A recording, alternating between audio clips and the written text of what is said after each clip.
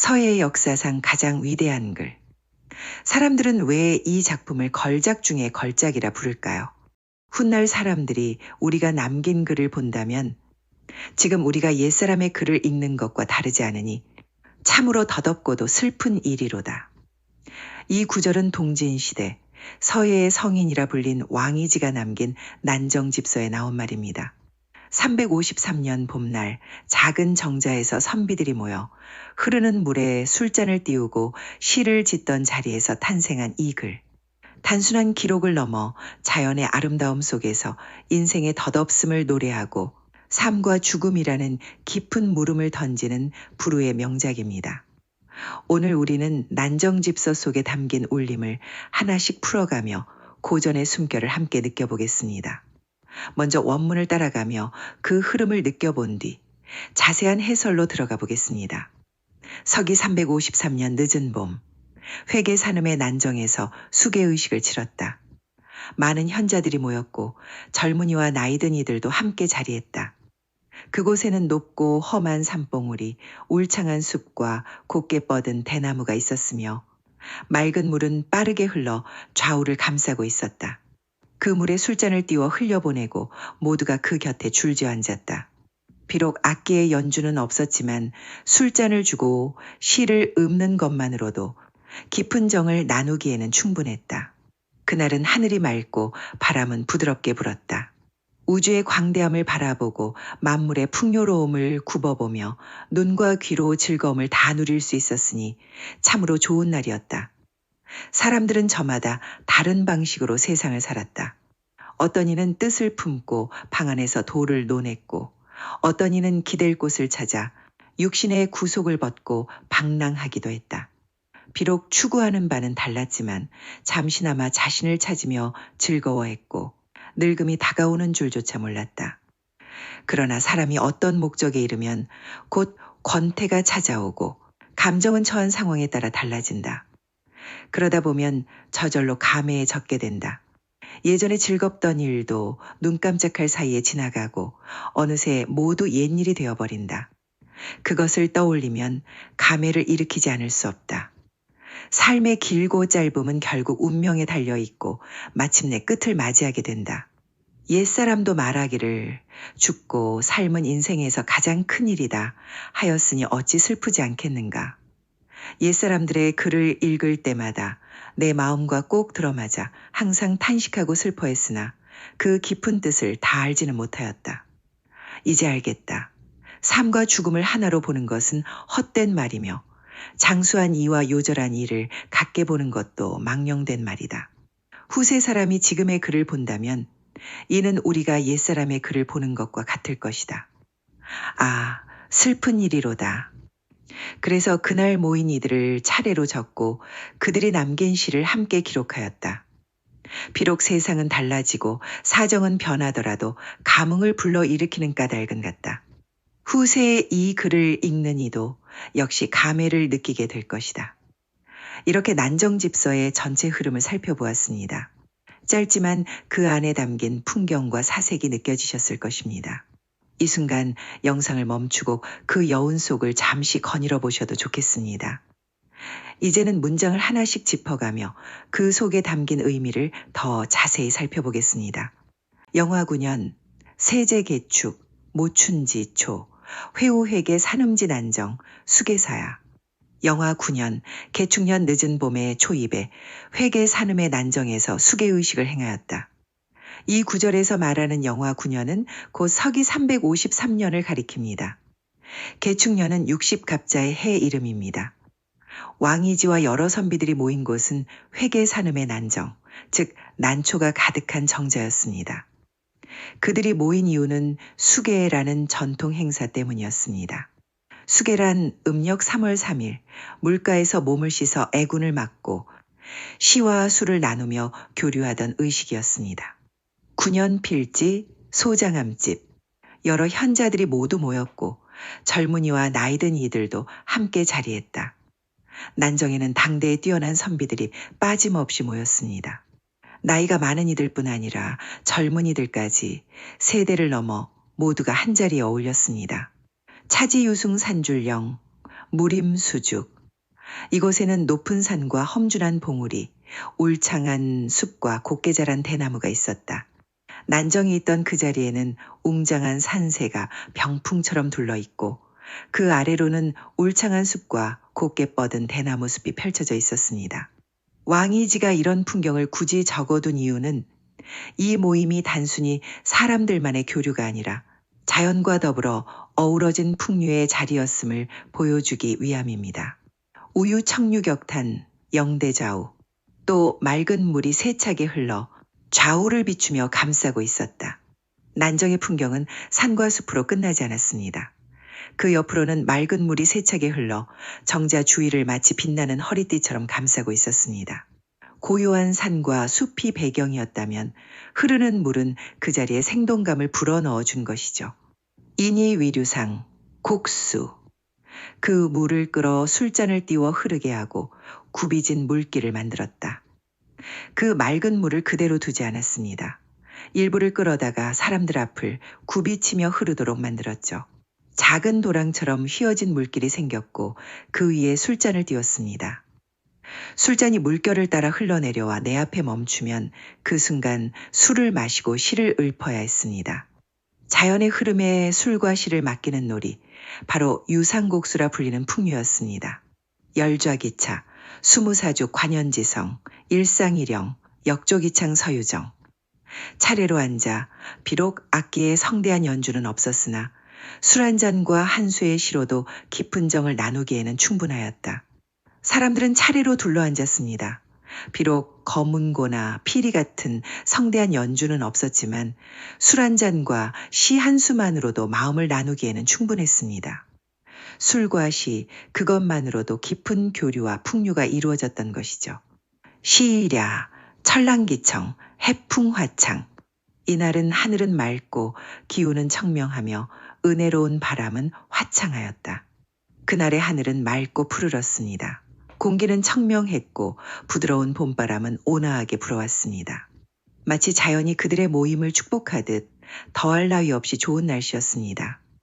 안관우주지대 부찰풍류지성. 우러러 우주의 크기를 바라보고 굽어 만물의 풍성함을 살펴보았다. 그들은 고개를 들어 우주의 광대함을 바라보았습니다. 그리고 고개를 숙여 만물이 번성한 모습을 살펴보았죠. 그 순간 눈앞의 경치는 단순한 풍경이 아니라 우주와 자연의 질서를 느끼게 하는 장관이 되었습니다.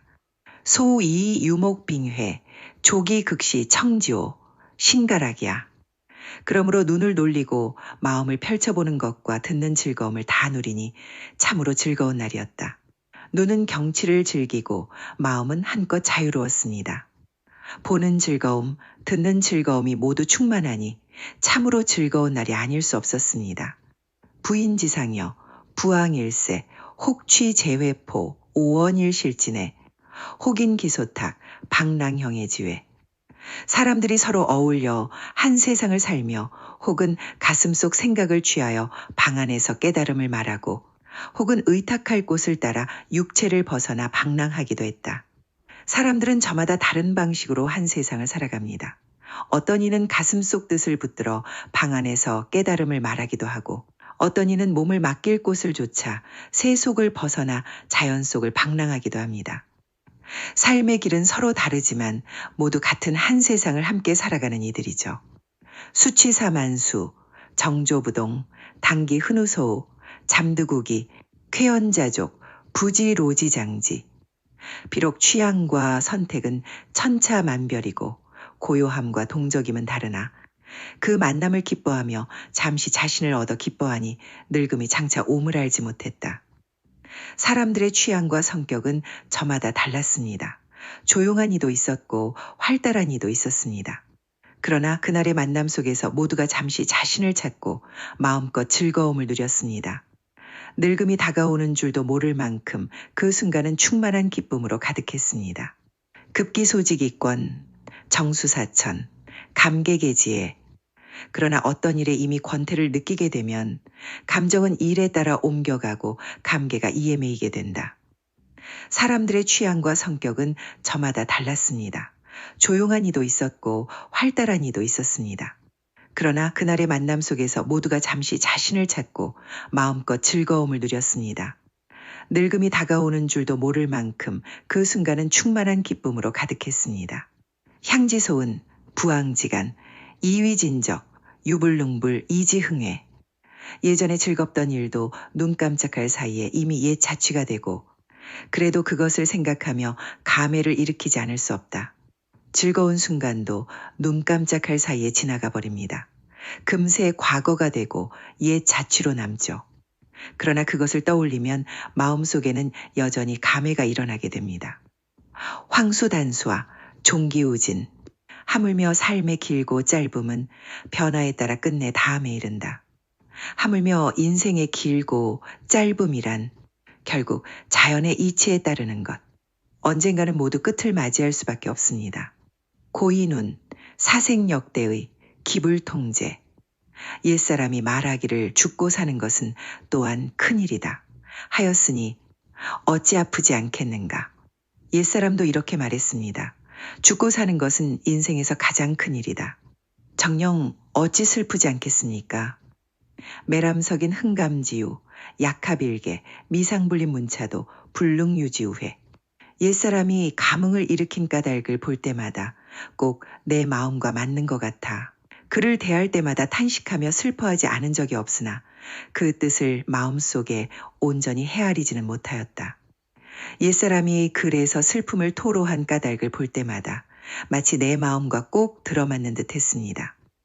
그래서 그를 대할 때마다 늘 탄식하며 슬퍼했지만 그 깊은 뜻을 마음속으로는 온전히 헤아릴 수 없었습니다. 고지일사, 생위여탄, 재팽상이망작. 진실로 알겠다. 삶과 죽음을 하나로 보는 것은 허탄한 말이며 장수한 이와 일찍 죽은 이를 같게 보는 것은 망령된 짓임을. 왕이지는 말합니다. 삶과 죽음을 하나로 보는 것은 허탄한 말이고 장수한 이와 요절한 이를 같다고 보는 것도 망령된 생각이라고. 여기서 장수한 이는 전설 속의 인물 팽조, 즉 800년을 살았다고 전해지는 인물을 가리킵니다. 그리고 상은 젊은 나이에 요절한 사람을 뜻하죠. 왕이지는 이처럼 극단적으로 대비되는 두 존재를 언급하며 삶과 죽음을 가볍게 동등시하는 생각을 부정한 것입니다. 후지시금 여교금지시석 비부. 후세 사람이 지금을 보는 것도 지금 우리가 옛 것을 보는 것과 같을 것이다. 아, 슬프도다. 후세 사람이 오늘의 우리를 본다면 그것은 지금 우리가 옛 사람을 바라보는 것과 같을 것입니다. 삶과 죽음의 덧없음은 이렇게 세대를 넘어 이어지는 것이죠. 고열서시인 록기소술, 수세수사이, 소이흥회, 기치일야. 그러므로 당대 사람들을 차례로 적고 그들이 쓴 시를 기록하였다. 비록 세상은 다르고 일은 달라도 감회를 일으키는 이치는 하나이다. 그래서 왕이지는 이 자리에 모인 이들의 이름을 차례로 적고 그들이 남긴 시를 함께 기록했습니다. 세상은 달라지고 일은 달라질지라도 사람들의 마음에 감흥을 일으키는 까닭은 언제나 같기 때문입니다. 후지람자, 역장유감 우사문. 후세의 이 글을 보는 사람도 또한 이 글로 인해 감회를 일으키게 될 것이다. 왕이지는 마지막에 이렇게 말합니다. 후세에도 이 글로 인해 감회를 일으키게 될 것이다. 사람은 떠나도 글은 남습니다. 왕이지가 남긴 난정집서는 1600년이 지난 오늘에도 우리 마음을 울리고 있습니다. 그의 글은 순간의 즐거움을 기록하는 데서 끝나지 않았습니다. 삶과 죽음의 덧없음을 직면하고 오늘을 어떻게 살아야 하는지 묻게 합니다. 기록은 단순한 흔적이 아니라 결국 우리 삶의 자산이 된다는 것을 느낍니다. 저도 처음 고전을 접할 때는 어렵고 재미가 없을 때도 있었습니다. 하지만 조금씩 따라 쓰고 읽다 보니 마음이 차분해지고 삶을 정리하는 힘이 생겼습니다. 글씨와 기록이 단순한 취미가 아니라 내 마음을 붙잡아주는 도구가 될 수 있구나. 그때 알게 되었습니다. 여러분도 오늘은 책상 위에 종이를 올려두고 천천히 자신의 생각을 정리해 보세요. 저처럼 서툴러도 괜찮습니다. 저도 처음엔 그랬으니까요. 그리고 제가 직접 써보고 도움이 된 글씨 연습 용품들을 정리해 두었으니 궁금하신 분들은 댓글의 링크를 통해 제 스토어를 한번 둘러봐 주시길 바랍니다. 영상 봐주셔서 감사합니다. 꼭 고정 댓글 확인하세요.